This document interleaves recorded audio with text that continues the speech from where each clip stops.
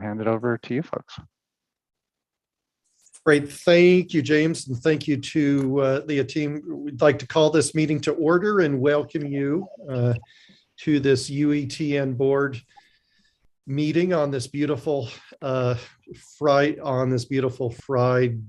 morning. At least I hope it's beautiful wherever you are located. I'd like to extend a special welcome to any visitors who are joining or those who might be watching the live stream or the recording.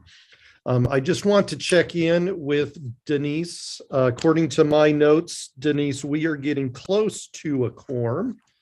Well, yeah, close, but not quite. We aren't quite. So maybe what I will do is I actually think we now have Scott Langford on. How are we doing now? We're good now. We are good. I believe we have a quorum. Great. Appreciate all of the board members who were able to make it out this morning and to join us. We have a fairly short agenda this morning. I actually don't anticipate that our meeting will be going very long, but our first item of action is to approve the minutes from our previous meeting, which occurred on February 11th. Are there any questions or edits to the notes of that meeting as they were posted? If not, I would entertain a motion to approve those. Motion to approve the minutes. Thank you. Is there a second? Thank you, Scott. All in favor, please raise your hand. Okay. Those minutes are approved. Denise, you got those names, right? Great. Okay. We will go on. That was actually our only action item for our meeting today. So we're going to go on to some discussions and reports now. And there's going to be a slight change to the order of the agenda. We're actually going to invite Ray Timothy to give his executive director's report first, and then following Ray, we will have the FY 2023 budget discussion. So Ray, please. All right, thank you. I will share my screen here with you.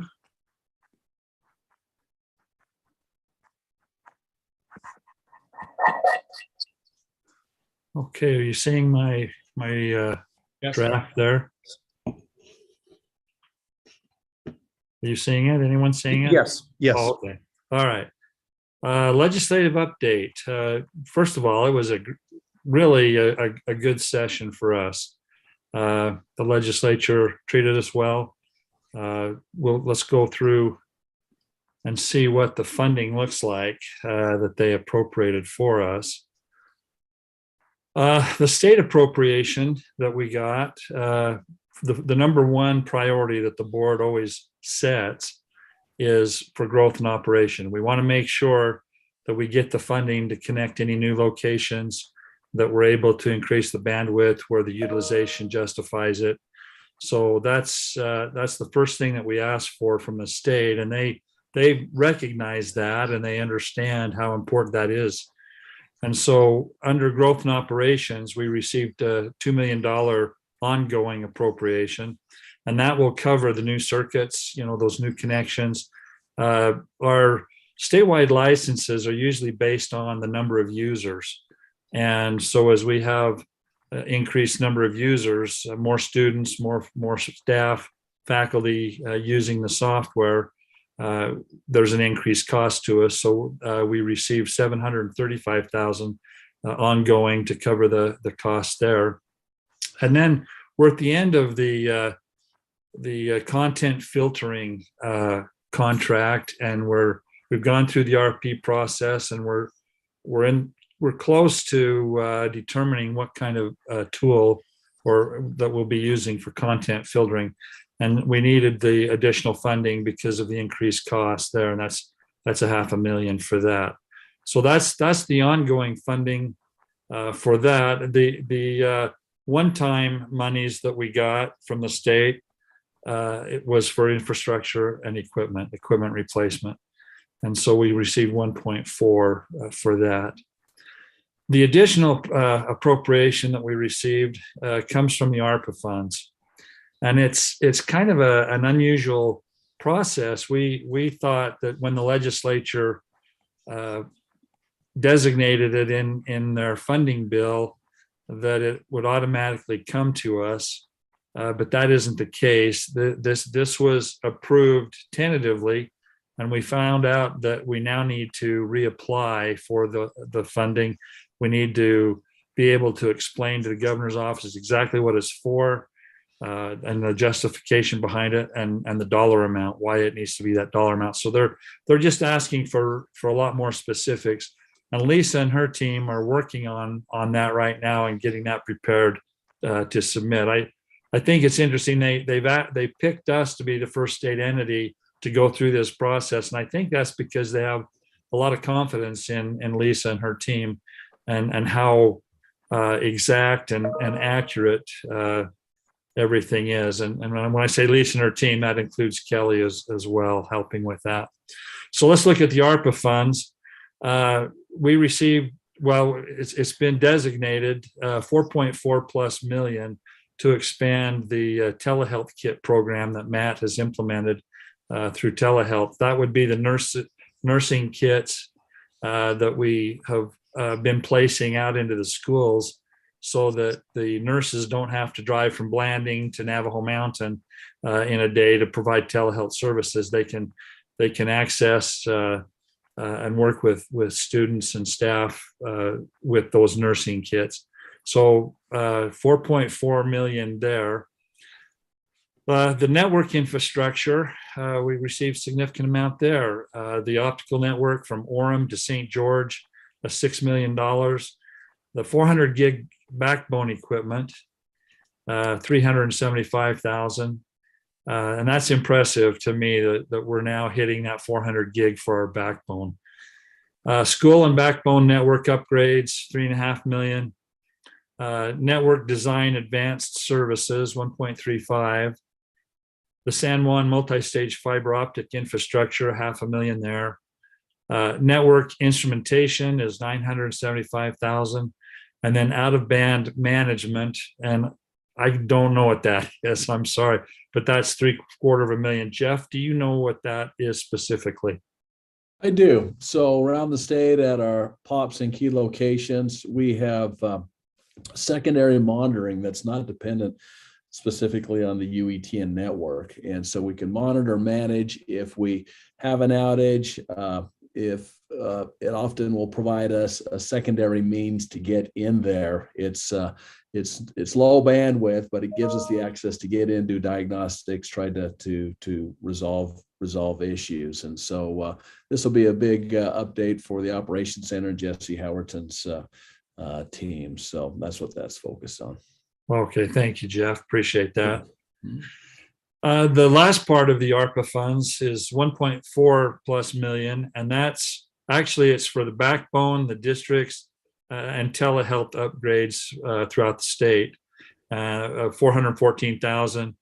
K-12 telehealth equipment, 500,000 there, and then some high definition cameras for the clinic to clinic and home health care, another 500,000 there.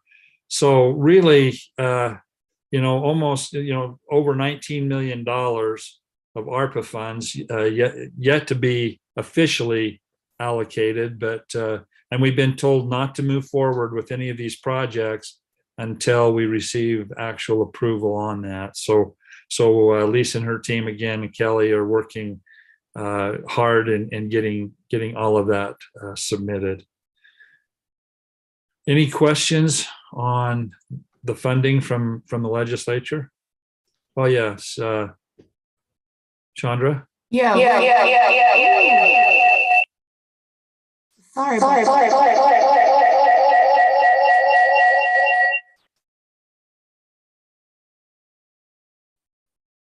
James, any suggestions for her? You may want to disconnect from the meeting and come back in. It looks like it And looks I'm like seeing two connections Chandra, from you. yeah, it looks like Chandra, you have two connections. Is that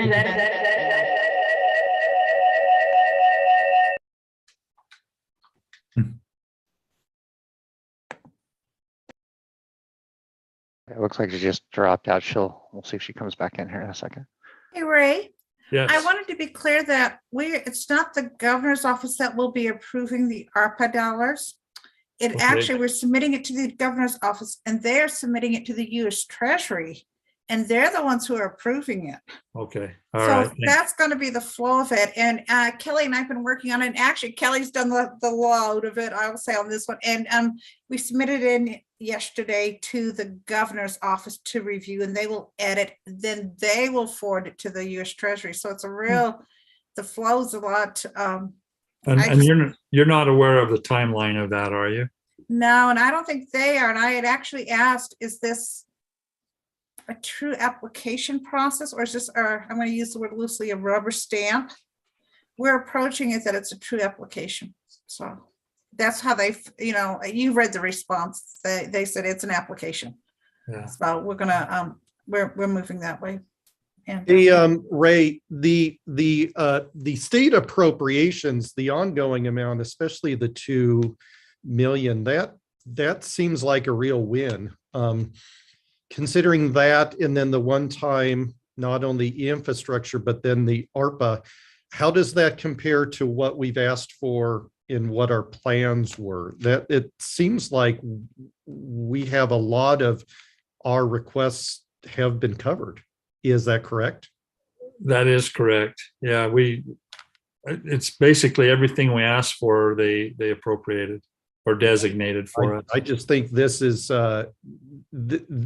you and Lisa and the team just did a fantastic job of advocating and asking for these amounts and explaining why they are important. And I think the legislature shown a lot of faith and confidence in this organization based on these amounts that are coming. So Ray, well done. And could I just add a slight editorial comment that all you've done here is remind us just how much we're going to miss you when you step down. So thank you very much for the work. There are other questions that the board has about these. Let me add one more. Chandra's back in. Let's see if we can hear her now. Okay. Is that any better? Yes. Success. Okay, I'm curious, in the ARPA funds, when they were working on the bill of bills at the end, Senator Escamilla called me and said that she was able to put in that intent language. It's in the bill of bills that there's up to, that UETN will consider up to 700, the 750,000 to go to public library infrastructure. And I was just wondering, is that something you're going to consider and talk to us later about? And I just wonder, because people in their mind think that that money is going to funnel its way through the state library, but we don't do network infrastructure. So Right. I'm just wondering where this fits in. That's an excellent question. And that's what I was going to pull up, and you can see it there now. That's the intent language that UETN consider utilizing up to 750,000 for the funding allocated to network infrastructure for public library infrastructure. So my recommendation is that when legislators intend for that to happen, that you really work with them collaboratively. And I would suggest that when the board puts together their funding request for next year, that for sure that we're going to be reporting back to the infrastructure and general government committee what we've done with the money, and if we were able to direct that money towards infrastructure for libraries. My recommendation is that we do everything we can to do that. Okay. We haven't broken that down because I just saw that just recently, Chandra, and wasn't aware that it was in the bill. Okay, and how long do you have to use the ARPA funds? Like, every agency has been given a different timeline. How long does UETN have to use ARPA? my understanding was that it was a 4-year timeline. Lisa, is that correct? Yeah, but we're down one, so now we'll have three when we, I Right. think it'll be three left, but, yeah, so. Three. Okay, when this one comes around, as you're considering it, I'd love to be involved Okay. as you talk about this one. Thank you. We'll make sure that you are part of that. Okay, I think that's that part. Well, let me just real quickly add a couple things, Robert, here. The audits, I'll tell you, Lisa and her team are being inundated with audit requests, both for the CARES Act, with our state auditor and his team. We also have the Corporation for Public Broadcasting, an audit that they're requesting. It seems like they're never ending. And I just wanted to give a shout out to Lisa and her group on how much they have done and how well they have done. Each of these audits, we come out very clean. I don't have any concerns or worries about it. The concern I do have is how much time it takes for them, and they're burning the candle at both ends. And I hope that we can get to the point where we finally have reached the end of the audits and they'll be able to take some time off and get a breather, because they've been working extremely hard. The E-rate update is, we applied for about $20 million worth of E-rate funds, and we've received to date about 9 million of that has come through. So that means we still have about 11 million that we're waiting on for approval. And it's, we're comfortable that the funding will come through. It's just that they just always seem every year to get slower and slower in making those approvals and releasing the funds. But so we have 11 million more to go, and then we'll have that full appropriation there. And then Jeff and his team, Jim and his group, all of the projects that they're working on, you can see how much funding we get. Along with that funding, that means work. That means putting equipment out about and making connections. And we're seeing some supply chain issues there. A little bit frustrating, waiting for things to come in, but they're busy and they're working hard on that.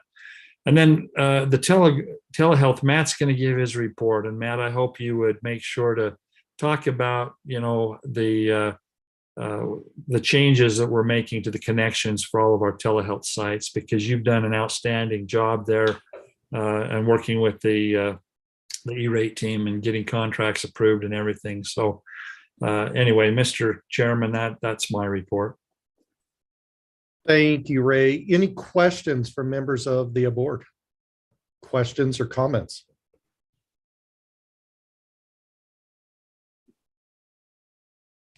Okay, well, Ray, once again, excellent job with this last legislative session. Great support coming to UETN. So thank you to you and the team. Thank you for all of that work. We'll now kind of flow in and keep this same topic going. We'll now turn some time to Lisa, who will talk about the FY23 budget. Perfect. I'm going to go ahead and just quickly go over, and this is a preliminary review of our 2023 budget, and I'm going to go ahead and share that real quick too. And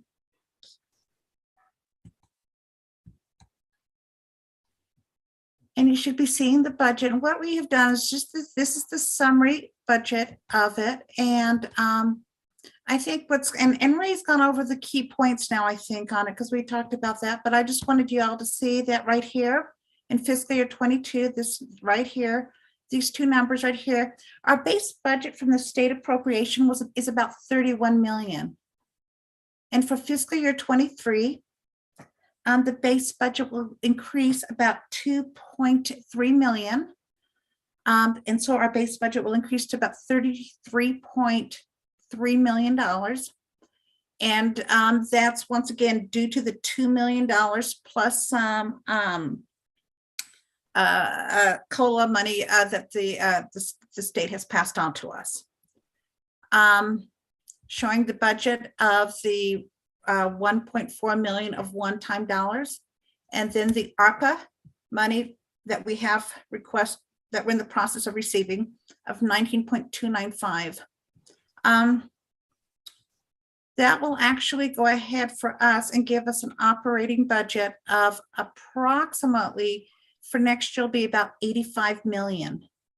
And the other key components of our budget besides the state dollars will be, first of all, we do have some carry forward dollars, and that's really, and there's an emergency reserve and some carry forward dollars that we do have in our 2023 budget. We have a larger carry forward because there has been some supply chain issues as it relates to equipment coming in, so they have been delayed. Our other key component is our community service grant and our E-rate dollars, which is right down here. So anyway, that gives us an operating budget of about 85 million. Then if we go to the next tab, I've just shown you the general categories of our operating budget again. And like I said, we do have an emergency reserve, and that is what comprises the large majority of the administrative budget. You can see that we have the ARPA dollars and everything else just washing through at this point. The operation budget for the 29 million, for the most part, that is comprised of your circuit. We have a leased network, and about 25 million of that is our circuits that we pay to the vendors. And this will be the total. It's a very general expense of where the expenses are. And we do have the actual detail to support if people would like to see the detail. And then I've actually gone ahead and attached to the same thing for the ARPA, so people can see right now what the key areas are.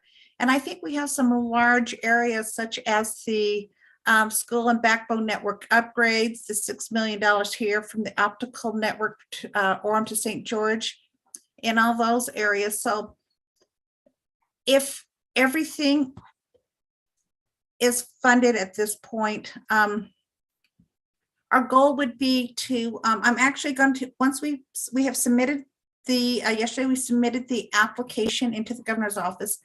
And once we receive approval on those budgets, what our goal is actually, Kelly and I are actually going to go ahead and have them break up the budget and to make it more detailed, and then that will give me a better feel as to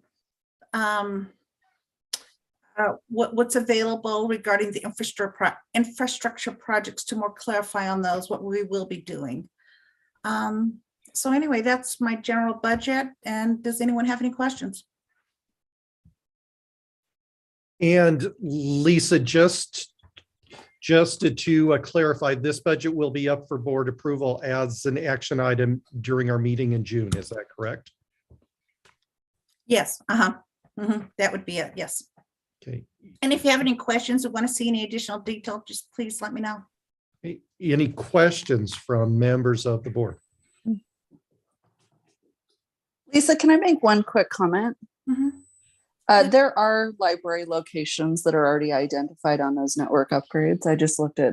I was given a preliminary list by the project teams. So there are library locations that have already been identified through the network that will be receiving upgrades through ARPA. Yeah. Correct. Yeah.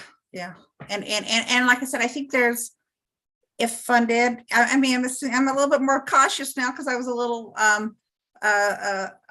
didn't realize it was a two-step process now. If funded.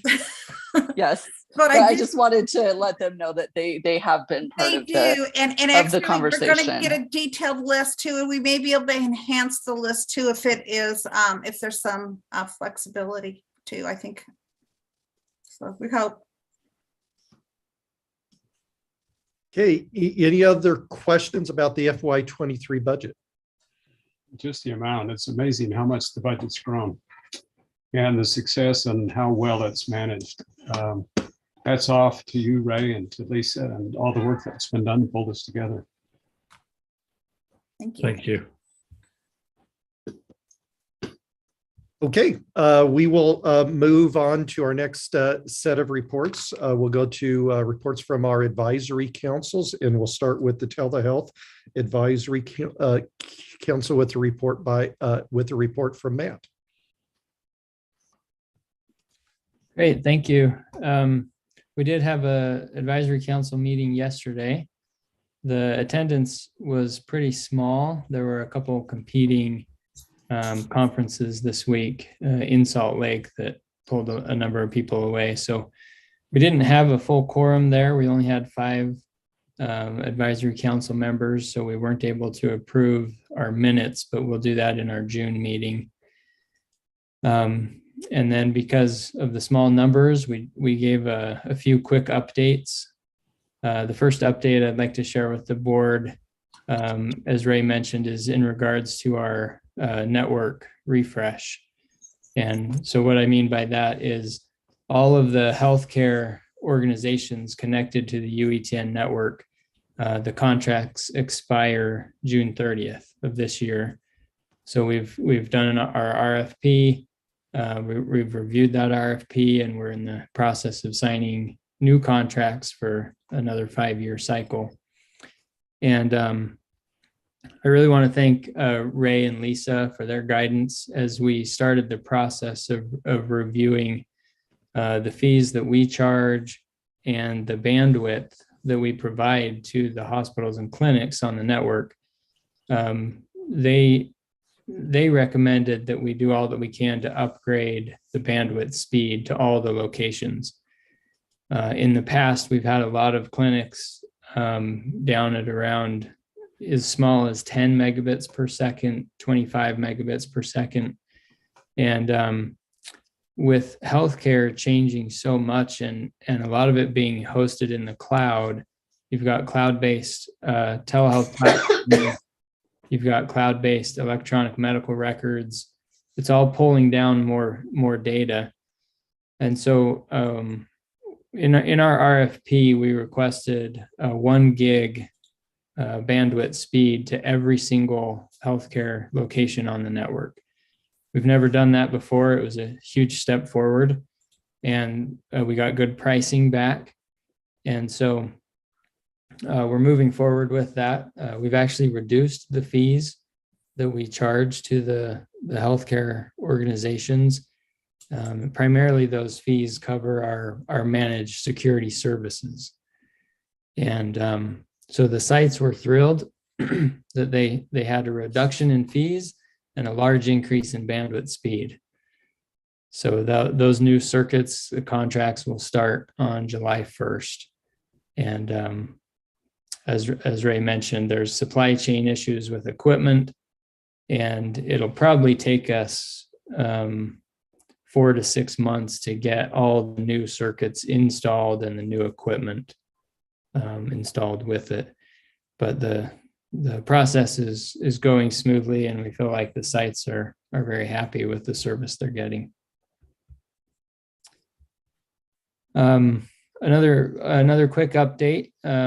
You may remember in the past when Deb LaMarche retired, we created the Deborah LaMarche Telehealth Excellence Award and presented that award to Deb. Last year, we opened up nominations and presented the award at our advisory council meeting to Dr. Jennifer Majerzik. And we're opening the award for nominations again this month. It opened on Monday, April 4th, and it will be open for the whole month of April. And we've asked our advisory council members to participate in reviewing the nominations and helping us decide on a winner of the award, and we'll present that in June at the end of our advisory council meeting. One other update I provided to the advisory council is that we've been working for about a year now with the Utah Department of Health to pull data from their all-payer claims database and be able to look at the volume of telehealth being used across the state. And we can look at it by county level or down to smaller community level. And get a good understanding for how much telehealth is being used, what the most common diagnosis codes are, and also look at payment and the disparity in payment between an in-person telehealth or an in-person medical visit and a telehealth visit. That disparity in payment rate is a big topic in the telehealth world. So we asked advisory council members to help us form a small subcommittee to review what data is available. And then our intent is to create a dashboard on our website that shows publicly available data of the amount of telehealth that's being used. And we're going to pull data back from 2019 so we get a good timeline of pre-pandemic, the spike that we saw, and then where we're at now, and kind of the leveling off of total telehealth use. So that'll be an exciting project as we start getting that data and building the dashboard. Lastly, we had a presentation from our NRTRC manager and director about policy updates, things that are happening with the federal waivers, the end of the public health emergency. Just as an example, the omnibus bill that was passed recently provided a 151-day extension of the waivers in place for telehealth services beyond the end of the public health emergency. So right now, the official public health emergency at the federal level is set to end in April. And so healthcare providers will be able to continue to benefit from those waivers for 151 days.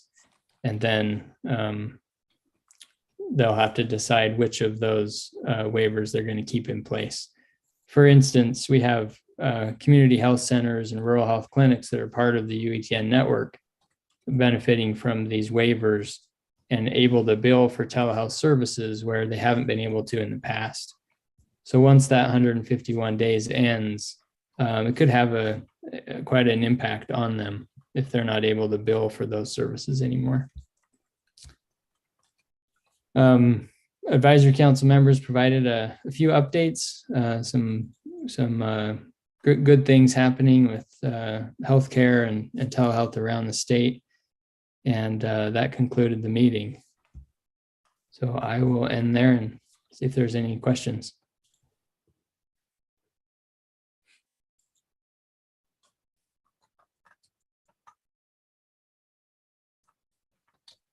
Okay, thank you, Matt. Appreciate that report and the great work of the Telehealth Advisory Council.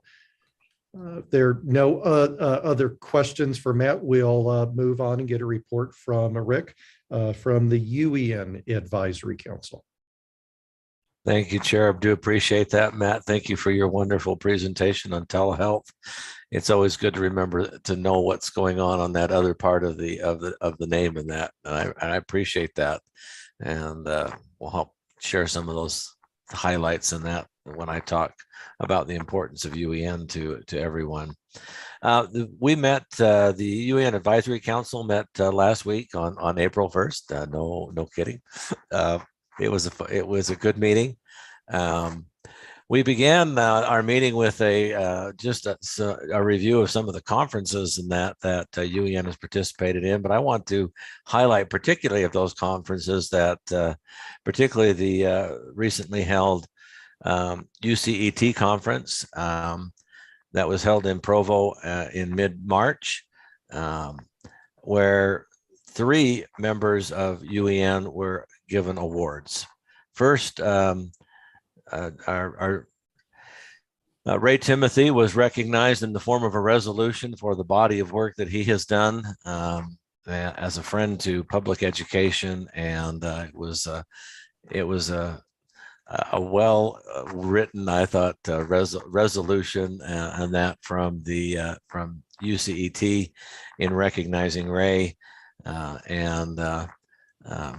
it was nice because he did not even know that it was going to happen. So we were able to keep that a good secret. I might also add that Ray was also recognized by the TCC, the Technology Coordinators Councils of the district technology coordinators and directors, and that with an award as well about the day before at their meeting. And that Jeff Egley, our Associate Director of Technical Services, and that received the UCET Leader of the Year Award, which we thought was very well deserved. I don't think that there is a student, higher ed or K-12, that has not been impacted by the work of Jeff and Jeff's team, and and UEN in general. But Jeff was given that award in recognition of so much work that he has done. And then finally, Laura Hunter, our Chief Operating Officer, she was recognized for the body of work that she has done both here in the state at UEN and also nationally with her roles in public television, and that with the ISTE. ISTE is the International Society for Technology and Education. And about 20 plus years ago, they created an award called the Making It Happen, or Making IT Happen award, that has been given to over 700 leaders across the country. And this year, UCET is able to give out one of those awards every year at the, as a part of their association with ISTE. And Laura Hunter was the recipient of that award. So if you see Laura walking around in a jacket with it says "Making It Happen" on the embroidered on it, you'll know that that was the award that she received, along with some other things that came along with that. But I just thought it was great to see how important UEN is to the K-12 community, and these awards are just a small recognition of all of the work that has been done, not just by them, but by so many others on the UEN team. And that we, as a committee, we had several reports. We didn't have a lot of action. We didn't have any action items that we needed to work on or anything. We did receive a report on some, I think, some really good work that is being done by Matt Winters, who is one of the trainers, instructors in the professional learning department. Matt has been very involved with personalized competency-based learning, which is one of the 4 main goals of the State Board of Education. Matt has served for a number of years when he was a teacher in Weber District as a member of that advisory committee that was pulled together to begin that work of really making personalized competency-based learning happen here in Utah.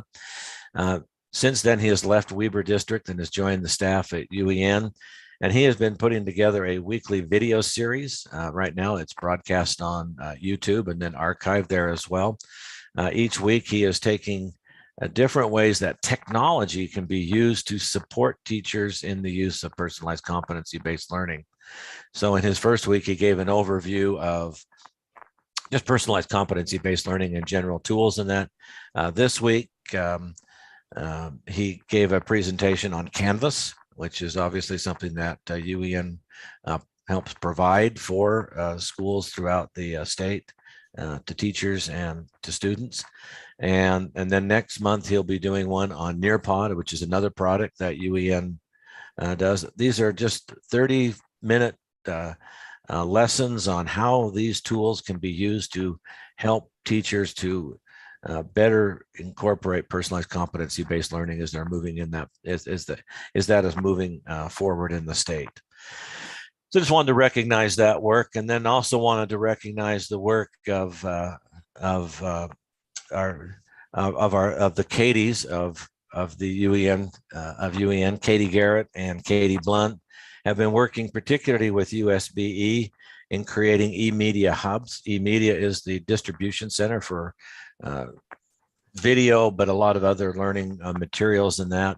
And they've been creating special hubs for content, for the various content areas. So they've been working with the specialists, the curriculum specialists at the State Board of Education in developing these hubs so that there are vetted materials that have been approved by basically been approved by the State Board of Education or by the specialists in that for teachers to be able to use in their curricular areas. I think this is a really, it's been a long time coming. It's something that, I've wanted to see for a long time, and it's really, we finally have the right technology and the right people in place, and it's really, it's really going forward in a big way.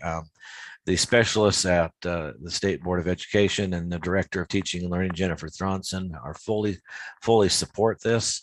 And I think over the next year, we'll be seeing a lot of very, very good content that is made available through UEN to teachers around the state. And that's what the kind of things that we really want to see teachers using in their classrooms and that. Finally, we also received actually two other presentations. So we had a presentation by Justin Brooksby, who's the manager of professional learning, just about what kind of K-12 technology needs there are out there. He's put together a survey that will be going out to teachers and other users of UEN and that over the next few weeks, just to gather information about what kinds of things they're looking for, so that we can be in tune with what the needs are out there in the field. And then finally, Tim Stack gave us a great presentation on just some site enhancements to the UETN website that are going to be coming forth here over the next few months. I'm really excited to see those as well. And if take any questions other than that, that's the end of my report. Thank you, Rick. Any questions or comments from the board? Could I add something? This is Ray.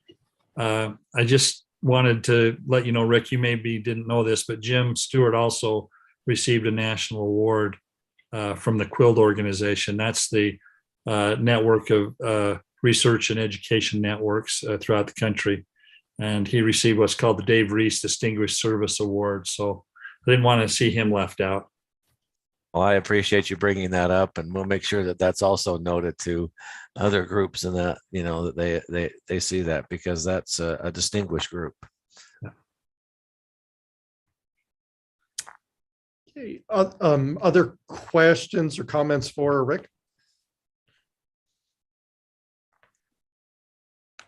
Okay, well, Rick, please pass along the gratitude of the board to members of the UEN Advisory Council. We appreciate your leadership and all of their work. So thank you very much. Thank you, Chair. I am now going to provide a chair's report. Just wanted to update members of the board on the status and progress of the UETN Executive Director search. Just by way of reminder, the search committee is made up of the following individuals. I am chairing that search committee, and we have Chandra Johnson, Tad Morley, Jim Stewart, Laura Hunter, Steve Hess, and Lisa Kuhn. The seven of us are the search committee who are in the process right now of reviewing candidates. We have met a couple times, and we are going through that process now.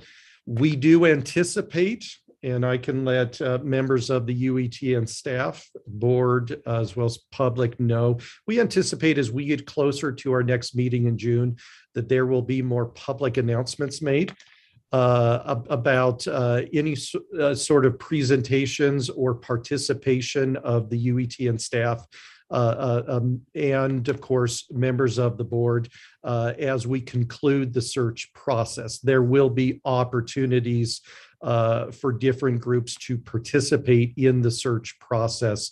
But as of right now, the search committee is going through our review of the candidates, and I can report back that we are making progress. So any questions from members of the board or anyone on this call about the search? I just want to extend my appreciation to members of the search committee. It is a time-intensive process, and we are taking our time and being very, very careful and very deliberate in our actions and in our discussions. And members of the committee are very busy themselves, but I appreciate the time that they are taking to devote to this very important responsibility. So more to come and report back as we get closer to the meeting in June. That concludes our reports. There are additional items in the official agenda. You will see several videos that board members are invited to view. There are also there are articles of interest, including links to the 3 staff awards that were received. So encourage members of the board to review those videos and articles. I do want to take, as we begin to conclude the meeting here this morning, talking about our next couple meetings. I want to make a couple points. First of all, our next meeting is scheduled for June 10th. I have discussed this with Ray and members of the team, and we would like to open up the opportunity for board members to begin attending this meeting in person at the UETN building on the University of Utah campus. So if things proceed as we anticipate that they will, then beginning on June 10th, those board members that would like to attend in person, we would welcome that. If you are planning on attending in person, the only thing we would ask, if you could please contact Denise L. Wood and let her know that you're planning on coming in person, and she will help you arrange parking. But we'll continue with the video conferencing. So if you're not able to come in person, that's okay. We'll have it broadcast as well. But beginning June 10th, if you'd like to come in person, that is welcome.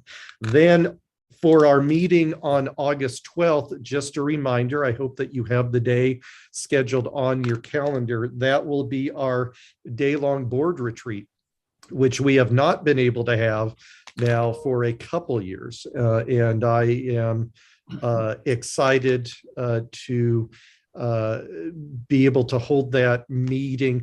We'll wait until our meeting in June to perhaps discuss. I anticipate and hope that board members will be able to attend in person, but perhaps during our June meeting, we can discuss with members of the board their comfort level with attending in person and whether or not we will need to arrange for any sort of video conferencing during that day-long retreat, which logistically might be a little harder, but that's certainly something that we can discuss. But if you can have that on your calendars for August 12th, we would appreciate that.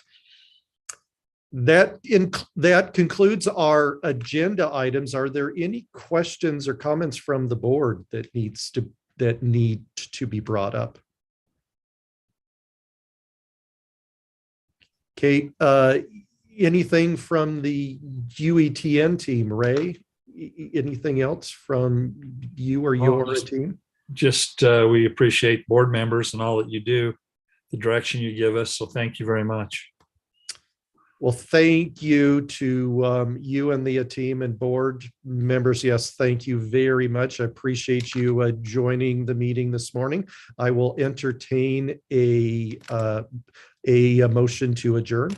So moved. Thank you, Steve. Is there a second? Thank you, Tad. All in favor, please say aye or raise your hand. Aye. Thank you all. Have a great rest of your day and great weekend.